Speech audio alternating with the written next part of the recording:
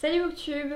Vous l'aviez peut-être vu, mais j'avais fait une review pas très positive, on va dire, sur Tout le bleu du ciel de Melissa d'Acosta, qui est un livre qui est adulé par beaucoup de gens, qui est un des livres préférés par beaucoup de gens.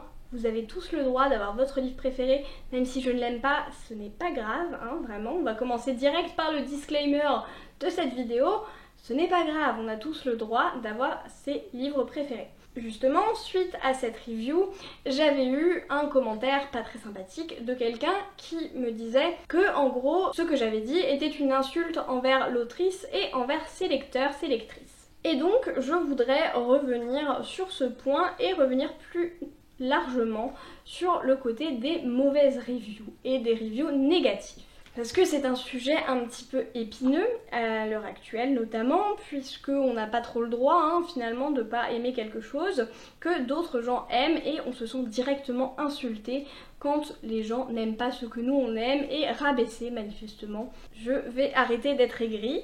La première chose que je voudrais dire, c'est que je n'arrêterai pas de faire des avis négatifs quand je n'ai pas aimé un livre. Le but d'une chaîne Booktube, le but d'un avis de chronique, c'est de faire des avis réels et de partager ce que j'ai vraiment ressenti en lisant. C'est important pour moi que vous sachiez que quand je mets 5 étoiles à un livre, c'est que vraiment il vaut 5 étoiles. Quand j'en mets une ou deux, c'est qu'il ne valait pas plus. Ce n'est que mon opinion personnelle, encore une fois, mais je refuse d'être faux cul et de mentir. Et de vous mentir en fait. Parce que pour moi c'est vraiment comme ça qu'on peut faire confiance à quelqu'un, aux avis de quelqu'un, parce que si on met que des avis positifs, finalement on peut jamais faire confiance. Pour moi c'est hyper important que vous puissiez avoir confiance en ce que je dis, en mes avis, et c'est vraiment un des trucs les plus importants. Également j'ai un petit peu une passion pour les rantes et la rage. J'aime beaucoup regarder cette vidéo, j'aime beaucoup les faire, donc voilà. Ce qui est important de dire aussi, c'est que de façon générale, quand on donne des avis, et notamment mes avis négatifs, je les développe, je les explique, et certains avis négatifs peuvent même donner envie à d'autres de lire un livre en particulier. Moi j'ai déjà vu des avis négatifs où les raisons pour lesquelles les gens n'avaient pas aimé étaient des raisons pour lesquelles je pourrais aimer, et donc certains avis négatifs m'ont donné envie finalement de lire un livre. C'est ça qui est vachement bien, c'est que peu importe la pensée de l'autre, en fait, ça n'impacte pas du tout mes propres goûts et ça ne va pas conditionner finalement l'avis que je pourrais en avoir, surtout si l'avis est justifié, ce que je fais toujours, et ce ne sont pas des avis où je dis juste c'est nul, c'est pourri, et point, j'essaie toujours quand même de les justifier. Et donc on en vient à est-ce qu'un avis négatif est une insulte envers les lecteurs, les lectrices ou les personnes qui ont aimé un livre. Alors la première chose, c'est que évidemment un avis est totalement subjectif et il y a énormément de raisons pour lesquelles on peut ne pas aimer un livre. Jusqu'à la plus basique, c'est que je l'ai lu, j'étais pas dans le bon mood pour lire ce genre d'histoire. Ou alors je l'ai lu, j'avais envie d'une romance, ça a été marketé comme une romance mais en fait ça a été de la dark fantasy mettons, et je n'ai pas trouvé ce que je voulais. Je m'attendais pas à ça, je m'attendais à autre chose. Il y a une trope que je déteste absolument dans le livre, ou un truc qui m'énerve particulièrement moi personnellement. Il y a énormément de raisons pour lesquelles on peut ne pas aimer un livre et ça peut être des raisons totalement personnelles, des fois juste on rentre pas dedans, on passe à côté, on sait pas trop pourquoi. Des choses qui nous ont gênés pendant la lecture, qui peuvent être des vrais défauts mais qui peuvent nous gêner pendant la lecture particulièrement, et tant qu'on les explique, c'est pas pour ça que d'autres personnes ne peuvent pas aimer pour ces mêmes raisons finalement. Et ça va être des trucs totalement subjectifs. J'essaye souvent de vous passer le fait qu'un avis négatif, une raison, soit un avis subjectif, versus les fois où pour moi c'est vraiment une erreur, une faute de la part de l'auteur, l'autrice, qui était le cas pour le livre de Melissa d'Acosta, où pour moi il y avait des choses qui structurellement, d'un point de vue narratif, n'étaient pas mettables dans un livre, n'étaient pas faisables en fait. Mais on en revient à la base. La structure narrative et un schéma narratif de livre est fait pour donner un cadre, pour donner un petit peu des règles et des choses bien faites. C'est pas parce qu'il y a un défaut objectif à un livre et que certaines choses ne marchent pas dans la narration qu'on n'a pas le droit d'aimer ce livre. Moi, il y a plein de livres où je vois objectivement que c'est pas forcément très bon, c'est pas le truc le mieux écrit, c'est pas le truc le plus développé au niveau de l'univers. L'histoire peut être un peu cliché, mais pour une raison X ou Y, j'adore et c'est pas grave. Et même, tant mieux en fait. tant mieux qu'on peut aimer des livres avec des problèmes, avec des défauts objectifs. Parce que vous imaginez, sinon ça voudrait dire que seuls les livres parfaits sur le plan structurel, sur le plan narratif, des personnages, du world building, de l'écriture, de tout, il n'y a que ces livres-là qui mériteraient d'être lus et mériteraient d'être appréciés. Mais non. Mais c'est aussi le rôle des lecteurs, des lectrices de donner un avis et de structurer leur avis et de montrer ses défauts, ses problèmes. C'est pas pour ça que je t'insulte en disant que tu es nul d'avoir aimé. Pas du tout. C'est je mets en évidence certains défauts, certaines choses qui pour moi sont importantes à mesurer. C'est pas pour ça qu'on ne peut pas apprécier un livre. Il y a certains défauts que j'ai donnés dans Tout le bleu du ciel qui ne m'ont pas gêné finalement. De côté des flashbacks qui apparaissent aux 2 tiers du livre sans raison, hormis pour le plot, ça m'a pas dérangé. C'est quelque chose où je vois vraiment que c'est un défaut, que c'est quelque chose qui aurait soit dû être prévu en amont en faisant tout au long du livre, soit oublié complètement. Mais ça ne m'a pas dérangé et au contraire j'ai trouvé ça plutôt intéressant. Donc c'est vraiment ça qu'il faut distinguer, c'est que on peut aimer des choses avec des défauts. Voilà, tout simplement. Et enfin, la dernière question qui se pose, c'est est-ce qu'un avis négatif est une insulte envers les auteurs ou les autrices? Personnellement, je pense que non, pour plusieurs raisons.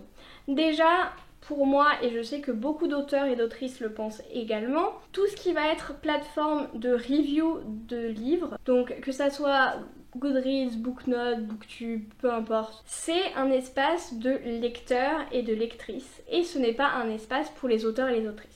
Je ne vais pas aller mentionner ou envoyer en message privé à un auteur où j'ai dit que je n'avais pas aimé son livre pour X ou Y raison cette chronique. Ce n'est pas le but. En fait, le but c'est d'informer d'autres lecteurs de ses problèmes et de ce que moi j'en ai pensé. C'est notamment un sujet dont Victoria Schwab par exemple a beaucoup parlé en disant que voilà, Goodreads ce n'était pas une plateforme d'auteurs mais une plateforme de lecteurs et même si les auteurs et les autrices sont parfaitement libres d'aller s'y aventurer, on sait ce qu'on aura en fait.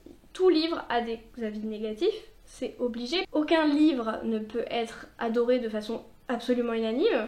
Et pour moi, également, un avis honnête est important pour les auteurs et les autrices pour qu'ils sachent sur quoi se baser. Aussi, on en revient à ce que je disais en début de vidéo, c'est que si on met que des avis super positifs, ben en fait, on sait pas trop où on en est. Alors que si on donne des avis négatifs, quand on en a un de positif, les auteurs et les autrices savent que c'est réel. Mais à partir du moment où on dit que ce genre de communauté est un espace de lecteurs, de lectrices, en fait, ça doit être un choix de l'auteur ou de l'autrice d'aller s'aventurer là-dedans et d'aller regarder finalement ces reviews, ces vidéos dédiées. Ça peut être un choix totalement valide de leur part, hein, ça y a pas de problème. Faut aussi faire ce choix consciemment qu'on peut tomber sur des avis négatifs qui, s'ils sont construits très bien, parce que ça peut aider aussi les auteurs, les autrices à voir ce qui pour certaines personnes n'a pas fonctionné dans leur livre, ce qui pourrait être à améliorer ou non. Et du coup, c'est aussi intéressant d'avoir des chroniques négatives construites. Mais aussi, il ne faut pas oublier que toutes les chroniques négatives ne sont pas détaillées, notamment sur Goodreads, c'est l'exemple le plus simple que je peux trouver. Il y a parfois des notes uniquement avec des étoiles, il y a parfois des chroniques qui sont pure rage et qui ne sont pas du tout détaillées. Et c'est ok parce que c'est un univers de lecteurs. Si on était dans un univers d'auteur, il faudrait faire que des chroniques détaillées avec les points positifs, les points négatifs, les choses à retravailler, etc. Là, ce n'est pas le cas. On est là pour donner notre avis. Et si les auteurs choisissent d'aller sur cette plateforme, c'est aussi leur responsabilité qu'ils engagent et qui est importante à prendre en compte. Pour conclure, je trouve que les reviews négatives sont déjà hilarantes. J'adore regarder les reviews négatives, ça me fait beaucoup rire. Je trouve qu'elles sont importantes. Je continuerai évidemment à en faire de la même façon que ce que je fais jusque-là. Je ne changerai pas ma façon de faire. Je trouvais que c'était un sujet important à discuter et intéressant. Autre chose aussi, pour celles et ceux qui regardent les vidéos ou les reviews, choisissez les reviews où vous regardez les avis négatifs. Je m'explique. Il y a certains livres que j'adore, où je regarde les avis négatifs, ça me fait beaucoup rire, moi je suis là, je suis pas d'accord, et c'est tout, et je passe à autre chose. Mais il y a des livres, ils sont inscrits dans mon âme, il y a des choses comme ça où c'est inscrit dans mon âme, et si je vois qui que ce soit dire un truc négatif sur ça, je vais avoir envie de me battre en lui montrant qu'il a tort et que c'est le meilleur truc du monde, enfin voilà, vous voyez le genre ? Ce genre de choses en haut d'un podium là, moi c'est ça, avec le Pacte des Marchombres, je pense que si je vois des critiques sur le Pacte des Marchombres, je serai en mode non, non, non, non, non, non, non. Mais du coup, il y a deux attitudes différentes en fait, et il faut savoir ces livres où on refuse tout avis négatif parce qu'on risque d'être méchant, malpoli, pas sympa, enfin voilà, tout ça. Et on passe son chemin. C'est tout simple, on passe son chemin. On ne va pas aller embêter quelqu'un qui a lu un livre, qui a fait l'effort de donner un avis, construit ou non, pour informer d'autres lecteurs ou d'autres lectrices, et qui n'a pas fait ça pour s'en prendre plein la figure en fait. Un autre message de cette vidéo, c'est ne prenez pas tout trop personnellement. Je veux rarement vous insulter vous personnellement, même pas du tout, jusque là en tout cas, et j'espère que ça continuera comme ça. C'est valable pour tous les avis négatifs, faut pas les prendre pour vous personnellement, et ça n'invalide en aucun cas le moindre problème des livres. Même le plus gros problème d'un livre n'invalide en aucun cas votre droit d'aimer un livre. C'est personnel, il y a peut-être des choses où vous vous dites « Ah, c'est pas très bien fait, mais ça a marché très très bien avec moi. » Mais très bien pour vous, encore mieux même. Si vous avez un livre où finalement vous avez beaucoup aimé, mais tant mieux pour vous, profitez du livre que vous avez aimé. Moi j'ai pas aimé, j'aurais bien aimé l'aimer, je suis déçue. Donc voilà, profitez d'avoir aimé les livres que je n'ai pas aimés. Venez respectueusement me dire que j'ai tort en commentaire. Ça c'est totalement ok, mais ne pas insulter en disant que ce ne sont pas des vraies chroniques, je devrais aller lire autre chose, je devrais me taire que je vous insulte. Voilà, c'est de donner des arguments aussi, et au contraire, débattre sur certains arguments peut être extrêmement intéressant. Et c'est toujours quelque chose que j'aime bien faire, dans le respect et la cordialité bien entendu. Mais je voulais du coup discuter un petit peu de tout ça avec vous, jusqu'à mon prochain rant sur un livre que je n'ai pas aimé. En attendant, on arrête tous de procrastiner, on va prendre un livre et moi je vous dis à la prochaine.